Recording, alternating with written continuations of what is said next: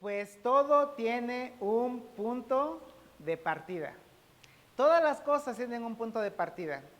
Y justamente esta serie está orientada a que descubramos cuál es el punto de partida de la fe.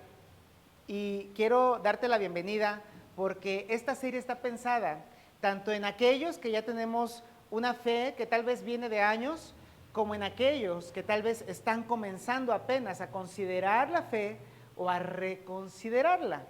Mi nombre es Paco Patricio o Francisco Patricio, como quieras llamarme. Y mira, la semana pasada ya el pastor Víctor nos decía esto que acabo de comentar. Todo tiene un punto de partida. La vida tiene un punto de partida. Si estamos hablando tal vez de tu vida amorosa, también tiene un punto de partida. Tu matrimonio tuvo un punto de partida. La vida académica tiene un punto de partida. Absolutamente todo tiene un punto de partida. Es decir, ¿dónde comienza ese inicio de cualquier cosa que podamos nosotros hablar? Y queremos hablar de la fe, específicamente de la fe en Jesús, que también tiene un punto de partida. Y como la fe también tiene un punto de partida, podríamos hablar de que a lo mejor todos hemos tenido un acercamiento hacia la fe, un acercamiento hacia Dios. Y hablaríamos tal vez de algunas religiones del mundo, como podría ser el judaísmo, el islamismo o muchas más religiones o expresiones de fe. Y aunque estas son muchísimas y podríamos hablar de todas ellas, queremos hablar de algo muy específico porque en nuestro contexto, México, por ejemplo, América, estamos hablando de un contexto en el que el cristianismo tiene mayor relevancia. Y sabiendo que el cristianismo tiene mayor relevancia en nuestro contexto occidental, es por eso que queremos nosotros recordarnos que justamente cuando éramos niños se nos entregó un marco para la fe. Y esto se discutió la semana pasada. El pastor Víctor nos decía que en general a algunos, tal vez en la escuela dominical, tal vez en algún grupo de estudio, tal vez en algunas instalaciones de alguna iglesia, tal vez con mamá, con papá, con algún abuelito o alguna abuelita, este marco para la fe de cuando éramos niños básicamente tenía tres ideas: que Dios es bueno, que Dios castiga el mal y recompensa el bien, y que Dios responde a la oración. También dijimos, o el pastor Víctor nos mencionó, que esta fe es importante que madurara. Y sin embargo, muchos de nosotros, aunque maduramos en otras áreas de nuestra vida, prácticamente no dejamos madurar el marco para nuestra fe. Y cuando llegaron momentos en nuestra vida en la que nos pareció que Dios no era necesariamente bueno con nosotros, parecería que era bueno con otras personas, pero no bueno conmigo, o llegó ese momento en el que parecería que Dios ignoraba las cosas malas que sucedían a nuestro alrededor o en el mundo, y que el bien cada vez estaba más relegado, o cuando le pedimos a Dios tal vez por una enfermedad o tal vez porque una persona importante para nosotros permaneciera, eso no sucedió. Y entonces, como teníamos un marco para la fe infantil, nuestra fe desfalleció. Eso es lo que muchos hemos vivido. Y justamente se mencionó que hay una frase que todos hemos escuchado y que muchos ya no quisiéramos escuchar.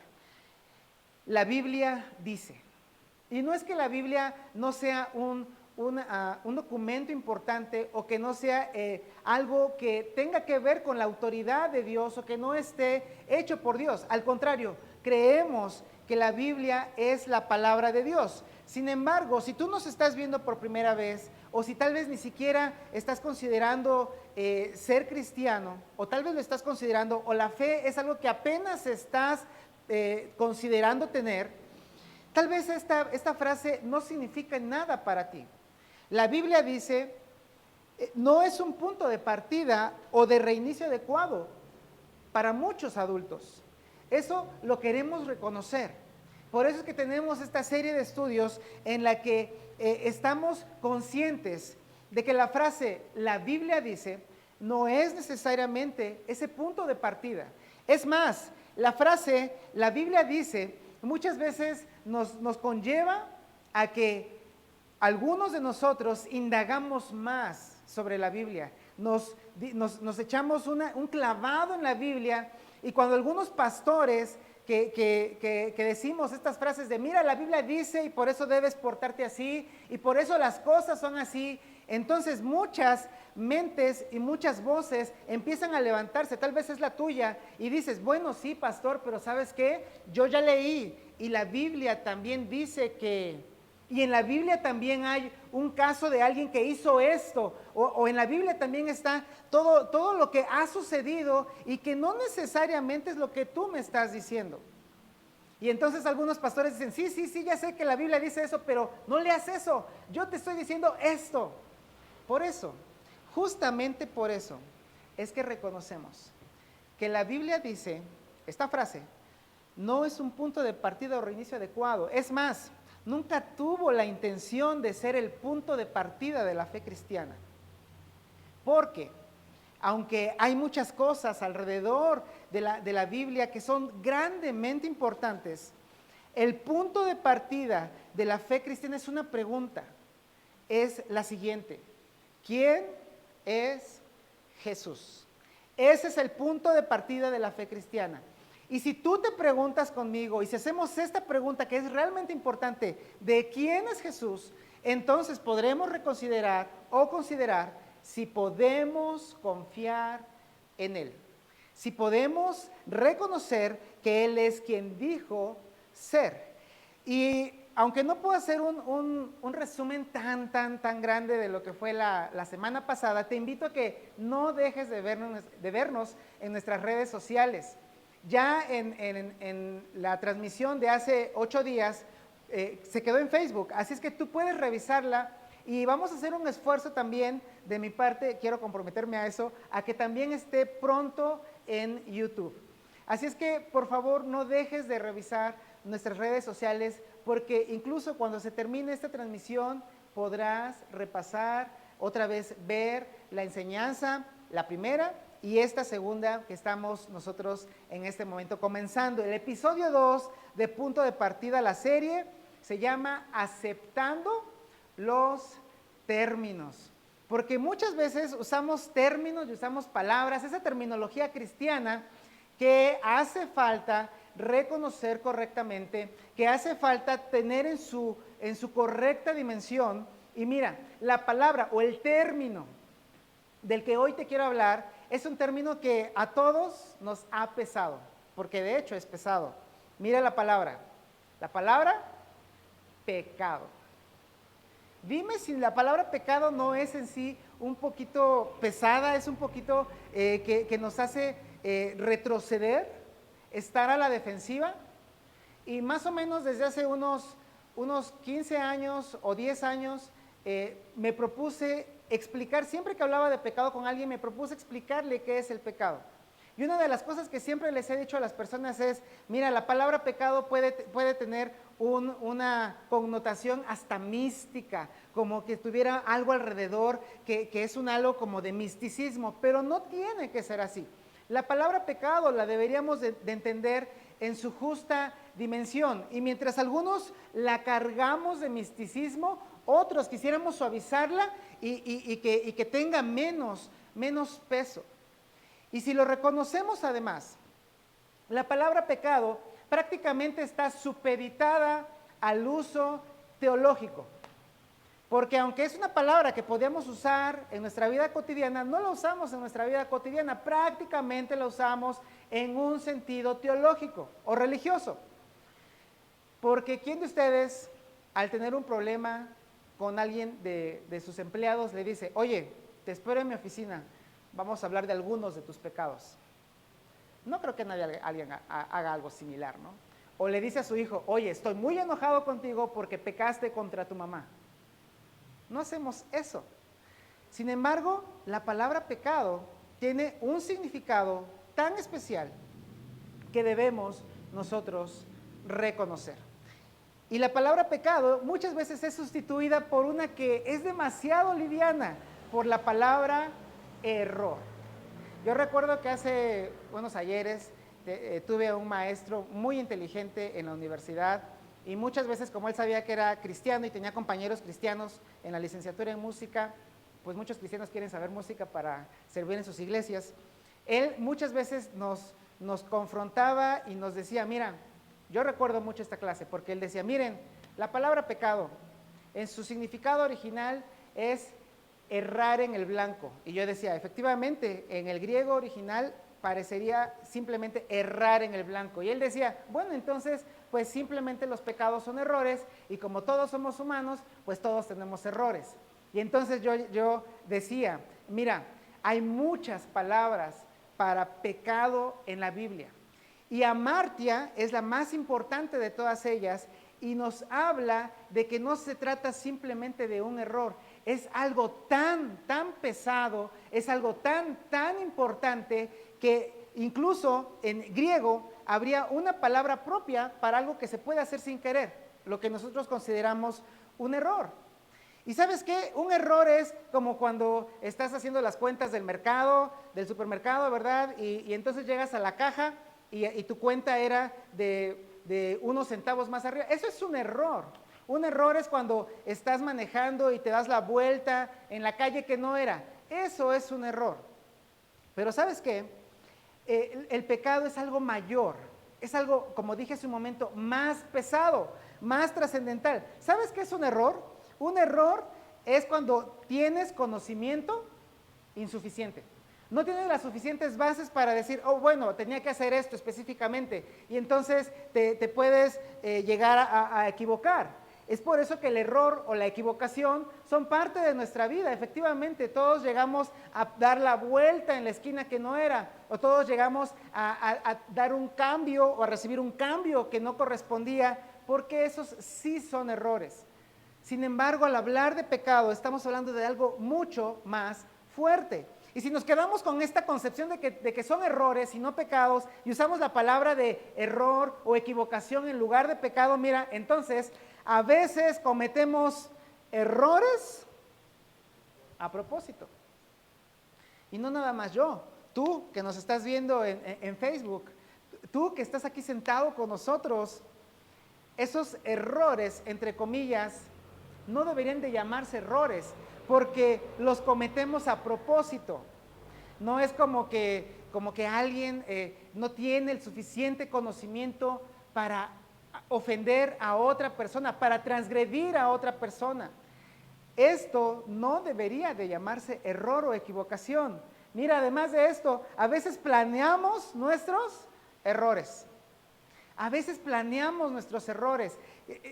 Somos tan buenos para hacer esto que llamamos error, pero que realmente no es un error, que debería de entrar en la categoría de pecado, que muchos de nosotros incluso tenemos planeado ya qué es lo que vamos a hacer. Y que ni siquiera es bueno para nosotros, y lo más seguro es que afectemos a las personas que están a nuestro alrededor. Entonces, ¿cómo le llamas a eso? ¿Cómo le llamas a eso de planear un error? No puede ser un error, porque un error no se planea, un error no se hace a propósito. ¿Cómo le llamas a eso? Es más, un error premeditado. Voy a hacer algo, voy a tomar esta ruta para ir a otro lado. Ya sé qué voy a hacer, voy a buscar estar solo, que nadie me vea, para hacer algo que nadie debería de ver.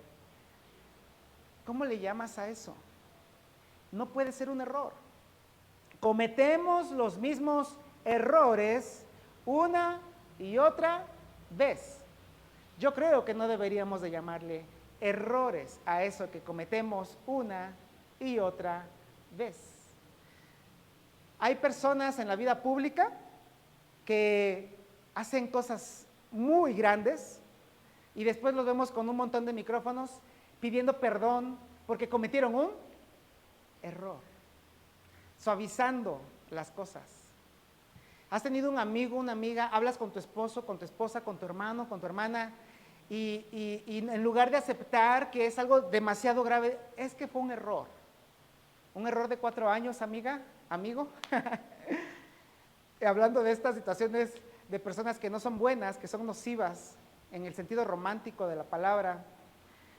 ¿Cómo le deberíamos llamar a eso? Es que ya te lo hizo una vez y vuelves, ya te lo hizo otra vez y vuelves.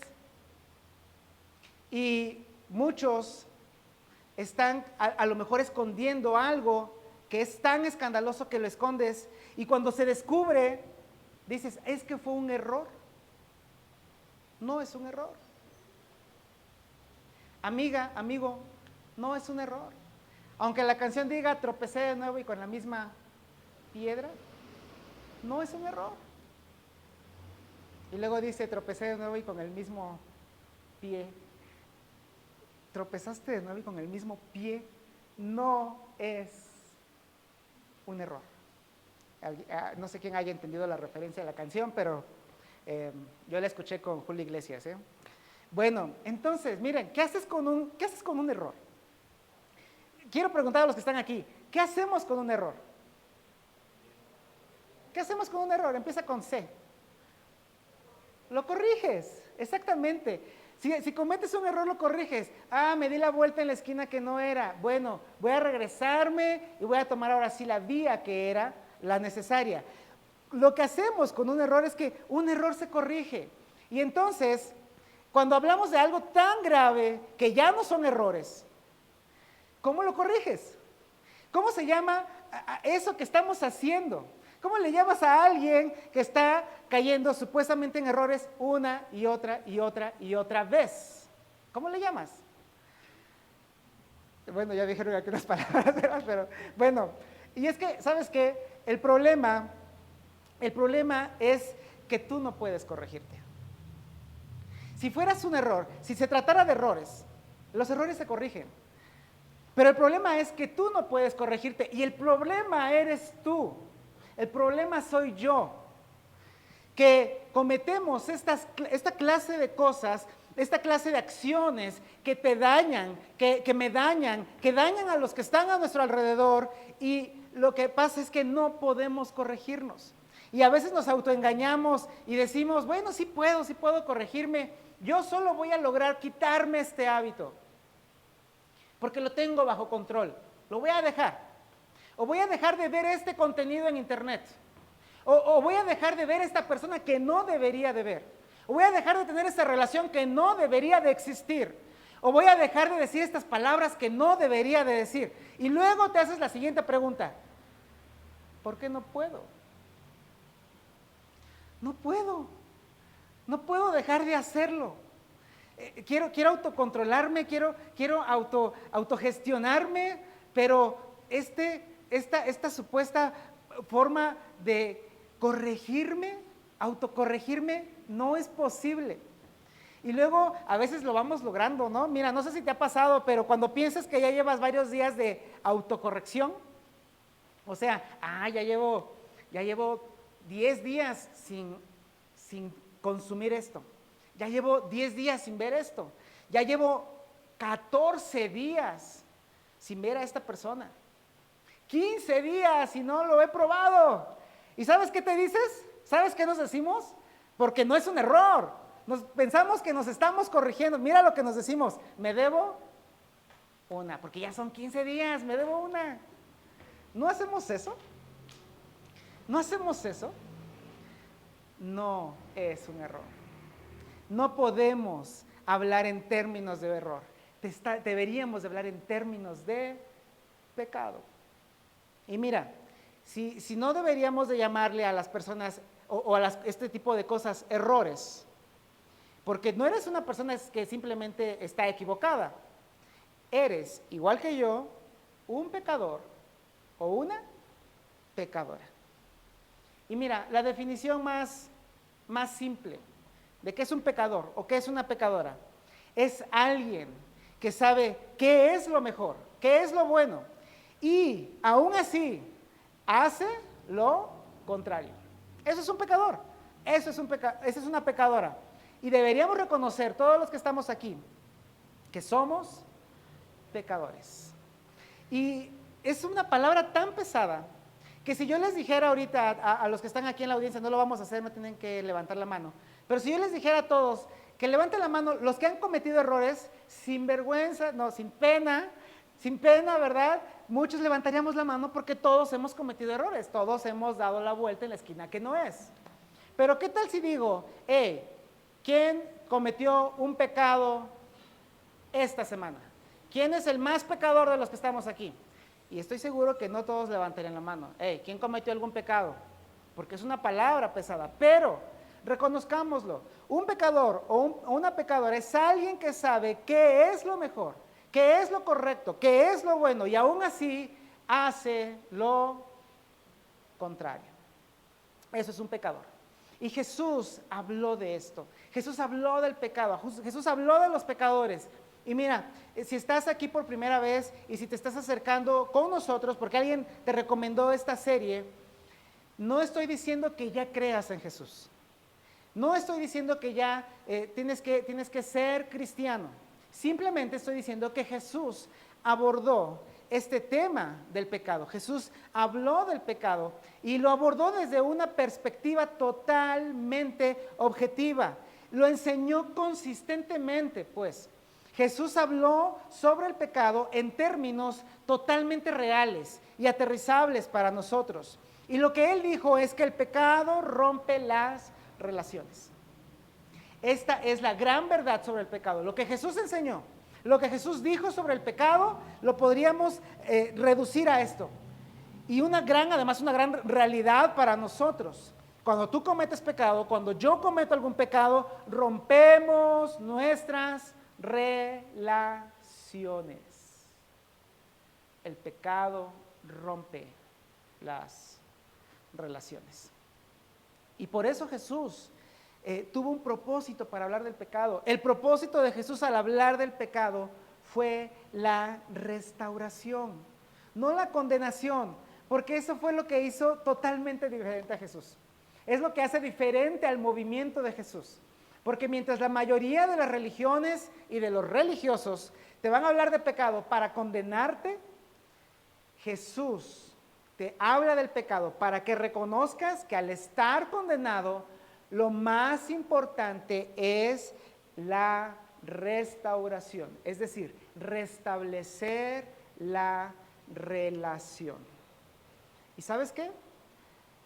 La relación más importante que se rompe cuando cometemos pecados es la relación con Dios.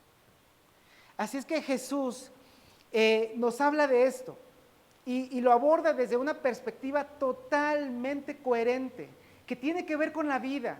Y por eso es que no podemos decir que el error es lo mismo que el pecado. Mira, si comparamos estas palabras, error y pecado, cuando tú tienes un error, simplemente dices, lo siento.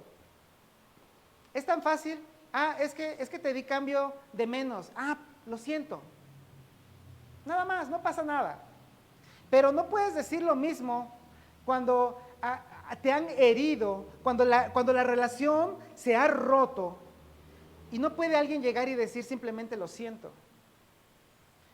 Cuando tu esposo, tu esposa te hiere en el corazón y te hizo una ofensa tan fuerte y que llegue nada más, sí, lo siento, fue un error. ¿Qué tan restaurada está la relación con eso? No se restaura con eso. ¿Sabes qué?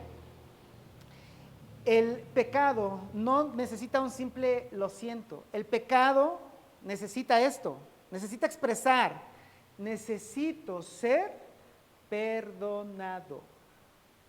El pecado es tan fuerte, es tan pesado, nos deja totalmente sin armas, de tal forma que la única forma de salir, la única manera de poder restaurar una relación rota por él, es reconocer que necesito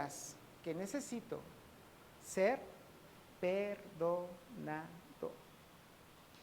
Y justamente por eso Jesús nos enseñó, nos modeló, que la única manera de restablecer la relación es que el ofensor reconozca y acepte el hecho de que hubo un agravio. Eso es lo que Jesús modeló, que la única manera de restablecer una relación rota por el pecado, ya sea tu matrimonio, con tus hijos, porque los hijos también pecan contra los padres, o ya sea en tu trabajo, o donde quiera que hayas cometido un pecado, principalmente con Dios, que es la relación que se rompe por excelencia, es que reconozcamos que hubo un agravio, que yo lo hice mal. Esa es la única manera de restablecer la relación. Y por eso es que Jesús introdujo algo nuevo. Esto que yo les estoy diciendo no es de mi invención, es lo que Jesús dijo, lo que Jesús modeló. Y esto no estaba en ninguna religión. Esto no está ni siquiera en nuestro diario vivir. Esto es totalmente nuevo y lo introdujo Jesús. Por eso cuando alguien me dice que el Nuevo Testamento alguien lo inventó, imposible. Esto es genial, esto es totalmente propositivo y totalmente aterrizable y totalmente real para todo el mundo en todas las edades. Entonces Jesús introduce esto, mira, tu Padre Celestial, Dios, tu Creador, quiere la restauración, quiere tu restauración, quiere que vuelvas a estar en comunión con Él, quiere que estés cerca de Él. Eso es lo que quiere el Padre, eso es lo que quiere Dios. Pero mira, se requiere que seas perdonado. Y muchos de los que escucharon a Jesús entendieron que para ser perdonado necesitamos reconocer el reconocimiento de que hemos pecado, de que lo hemos hecho mal y que esas acciones tan fuertes han roto la relación con Dios y son capaces de romper tu relación con tu esposo, con tu esposa, con tus hijos, con tus amigos. Si hay oportunidad de restauración, que es lo que Dios busca, necesitas el perdón y para que haya perdón necesitas también reconocer. Jesús no simplificó el problema. Jesús no simplemente dijo, bueno, como eres un muchacho de 15 años, bueno, tú no sabes lo que haces. O como tú no sabes la ley de Moisés y son 513 mandamientos, bueno, tú que no eres judío, está más tranquilo para ti. No está simplificando el problema, más bien elevó el estándar. En lugar de simplificar el problema y decir, bueno, vamos a ser más suaves para los demás, ¿sabes qué? Elevó la vara. Y cuando elevó la vara provocó el reconocimiento de las personas a que estaban condenadas y que necesitaban el perdón de Dios. Y de esa forma les dijo a los que estaban en su tiempo, ¿sabes qué? Si te sientes culpable y condenado por tu pecado, para eso vine. Jesús para eso vino. El Padre por eso envía a su Hijo, para poder restaurar esa relación rota. Y mira, Jesús habla en Mateo capítulo 5, que es una de sus biografías, escrita por Mateo. Él habla en uno de estas enseñanzas que él dio en un monte muy conocido, que es el Monte de los Olivos. Y entonces, en esta enseñanza, en esta plática que estaba teniendo con los demás, en ese momento él les dice, miren, les digo esto, porque os digo que si vuestra justicia no fuere mayor que la de los escribas y fariseos, no entraréis en el reino de los cielos. Imagínate la audiencia de Jesús. La audiencia de Jesús estaba allí, a lo mejor había fariseos, había escribas, es decir, gente religiosa, y había gente común. Y entonces la gente común veía a los fariseos y a los escribas como lo mejor que había, como las personas que mejor se portaban.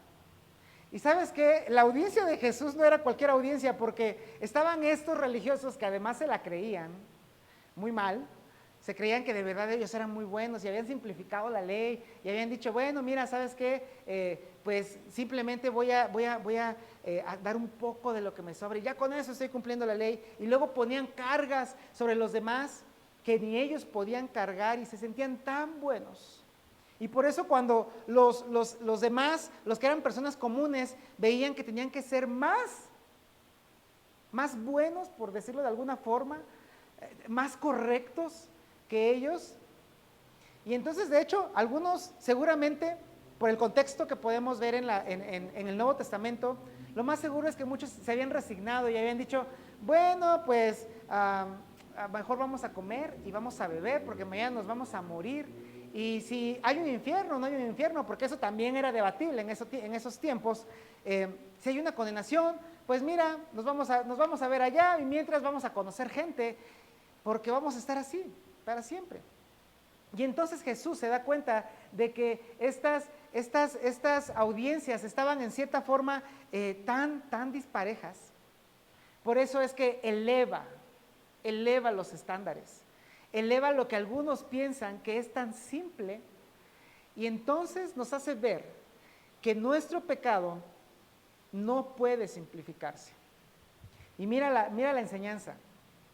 En el versículo 21, en la primera parte de Mateo 5, les dice: oísteis que fue dicho a los antiguos, no matarás. Y entonces los fariseos seguramente se levantaron el cuello: oh sí, nosotros nunca hemos matado. Y aquellos que eran un poco más comunes decían: oh, gracias a Dios, nunca he matado. Qué bueno que lo dices, Jesús, porque yo nunca he matado, ya nos podemos ir. Y a lo mejor se estaban levantando: no, espérate, siéntate, porque aquí no quiero terminar. No nada más no matarás, pero yo os digo que cualquiera que se enoje contra su hermano será culpable de juicio. Jesús está levantando, está haciendo más alto el estándar. Y entonces, espera, Jesús, ¿me estás diciendo que si yo me enojo, algunas partes o algunas otras traducciones dicen locamente con alguien que está junto a mí, entonces eso equivale a que yo soy prácticamente como un asesino? Sí, diría Jesús. Sí, eso es lo que estoy diciendo. Que no necesitas matar literalmente a alguien para ser culpable de asesinato, porque tú lo hiciste ya en tu mente, tú ya ganaste en tu mente, tú le hiciste de todo en tu mente, y sabes que eso, delante de Dios, es igual de pesado. Y entonces Jesús continúa. Mira lo que dice el versículo 27. Oísteis que fue dicho: no cometerás adulterio. Jesús les está hablando de lo que ellos ya conocían. Estamos hablando de los 10 mandamientos. Estamos hablando de los pecados más atroces que están en los 10 mandamientos. Por eso Jesús les dice: ustedes ya lo saben, ya lo oyeron, no cometerás adulterio. Y entonces muchos decían: bueno, no he cometido eso. Es más, no hables de eso, porque aquí está mi esposa. A ver, ¿de qué nos vas a decir? Mira, Jesús les dice lo mismo. Eleva el estándar. Pero yo os digo que cualquiera que mira a una mujer para codiciarla, ya adulteró con ella en su corazón. Y entonces la incomodidad de todos, porque ¿quién no ha hecho eso? Bueno, si tú eres dama, si eres mujer, lo has hecho con un hombre, de tal forma que lo deseas, o un hombre desea a una mujer. El hecho de desear carnalmente a otra persona equivale para Dios al adulterio. Y entonces, esta situación del pecado, esta situación de ser pecador, se vuelve algo general para todos. Es algo que es pesado. Así es que deja de pensar en ti como alguien que simplemente comete errores. Deja de pensar en ti como un equivocado. No cometes una equivocación. Deja de pensar en ti de esa forma y reconoce que eres pecador. Eso es lo que Jesús quiso provocar en su audiencia ese día.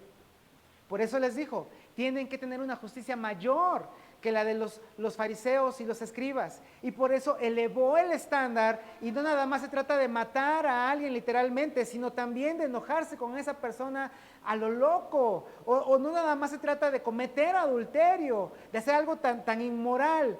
No, también puedes cometer ese pecado cuando estás con esa lujuria interna, y de lo cual todos aquí presentes y viéndonos en nuestra audiencia de Facebook, todos hemos sido culpables de eso. Reconozcamos que somos pecador.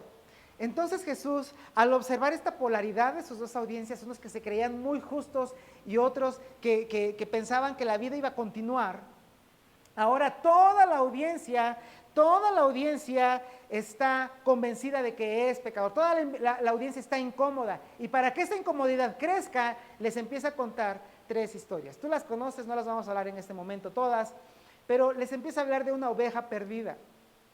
Y entonces esta oveja perdida es el símbolo del pecador, eres tú y soy yo. Y entonces hay un pastor que va y busca a la oveja perdida, y ese pastor no es otra cosa sino Dios. Dios que quiere restaurar la relación rota. Y entonces, además de la oveja perdida, él también les empieza a narrar otra historia, la de la moneda perdida. Y la moneda perdida eres tú y soy yo. Los de la audiencia lo sabían, la audiencia de Jesús en ese día sabían, hey, yo soy la moneda, es importante esta moneda para nuestra cultura, para la de ellos. Tal vez para nosotros no lo entendamos tan bien como ellos lo entendieron. Y la moneda eres tú y la moneda soy yo. Y esa mujer que diligentemente escombra todo y quita todo lo que no ayuda para visualizar esa moneda y limpia todo con tal de encontrar esa moneda, es Dios buscándote a ti, buscándome a mí para restaurar la relación. Y luego, la historia más impactante, la del hijo pródigo. Otra vez, básicamente es un hijo que se ha ido, que en su corazón ya se ha ido de su padre, ya está extraviado, y que viviendo en su misma casa desea, escuchen esto, desea la muerte de su padre. ¿Por qué? Prácticamente le dice el hijo pródigo a su papá, le dice, oye, es que yo ya quiero disfrutar de mi herencia y tú te tardas en morir, yo ya quiero vivir, entonces, pues como tú no te mueres y yo ya quiero salir a ver de qué se trata la vida, ¿por qué no partimos la herencia y me das lo que me corresponde? La audiencia de Jesús en ese momento sabía lo que esto significaba, porque la cultura judía, faltar al respeto a un papá, faltarle de esa forma, desearle la muerte a un padre era atroz.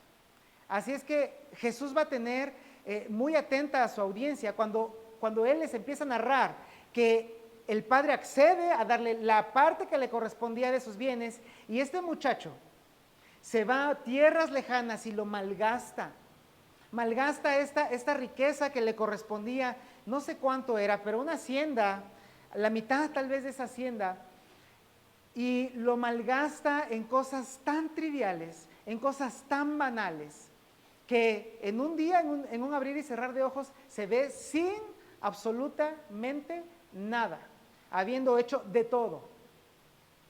Y cuando él se da cuenta que está en el punto más bajo de su vida, que incluso está alimentando cerdos, lo cual era sumamente desagradable, o ya para los judíos era rebajar al máximo su autoestima.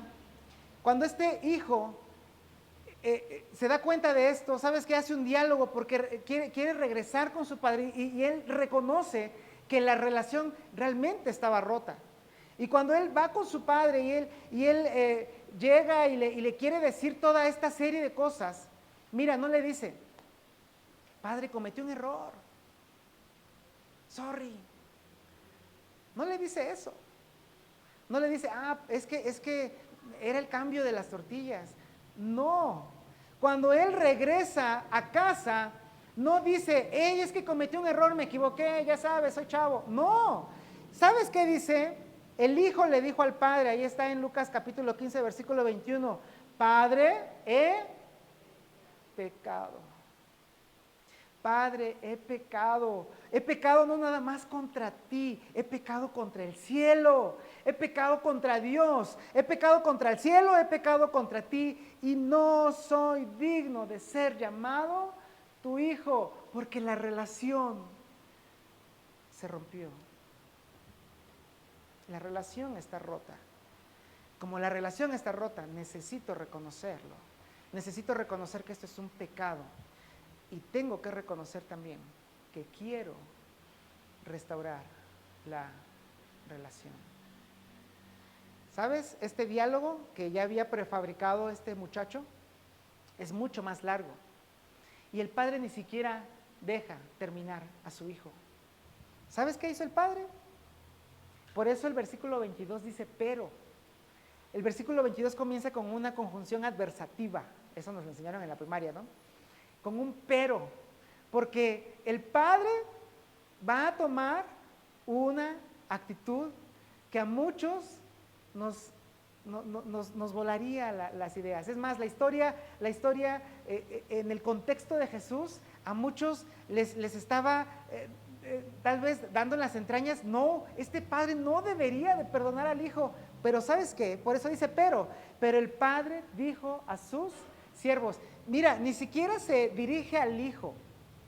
No le dice al hijo, oye, pues mira, vamos a platicar, ¿cómo ves si nos sentamos? No, cuando el padre ve que el hijo está delante de él, que está humillado, que sabe que reconoce su pecado, que sabe que no nada más pecó contra él, sino también pecó contra Dios, cuando se da cuenta que el hijo ha reconocido que se rompió la relación y que está presente para restaurar esa relación, le dice a sus siervos, sacad el mejor vestido y vestidle y ponerle un anillo en su mano y calzado en sus pies.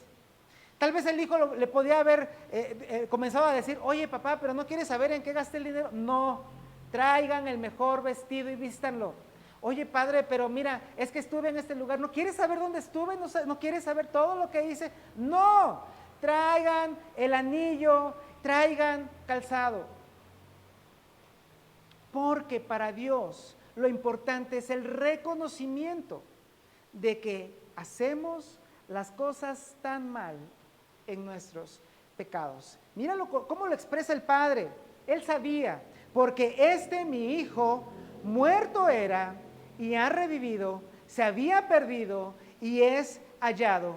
Y comenzaron a regocijarse. Es decir, el Padre sabía que en el momento en el que este muchacho estaba reconociendo su pecado, no dijo me equivoqué, no dijo fue un error, dijo he pecado contra el cielo y contra ti. Cuando él dijo no merezco ser tu hijo, el padre entendió que el hijo había vuelto, porque se había ido desde antes. Estaba en su casa, pero se había ido. No sé si tú lo has sentido con tus hijos, con tu esposa, con algún amigo, en alguna relación, que están juntos, pero ya no están. Y ha pasado algo y el pecado rompe las relaciones. Pero ese momento en el que reconocemos el pecado, ese momento es el aprovechable para restaurar la relación. Y Dios quiere restaurar. Quiere que volvamos a estar con Él. Y por eso dice, mi hijo estaba muerto, pero ya está otra vez vivo. Se había perdido, pero ya está aquí con nosotros. ¿Y sabes qué? Comenzaron a regocijarse, comenzaron a hacer fiesta. ¿Cuál es el motivo por el cual Dios hace fiesta? De alguna forma tengo que expresarlo, en el cielo, con los ángeles. ¿Sabes qué?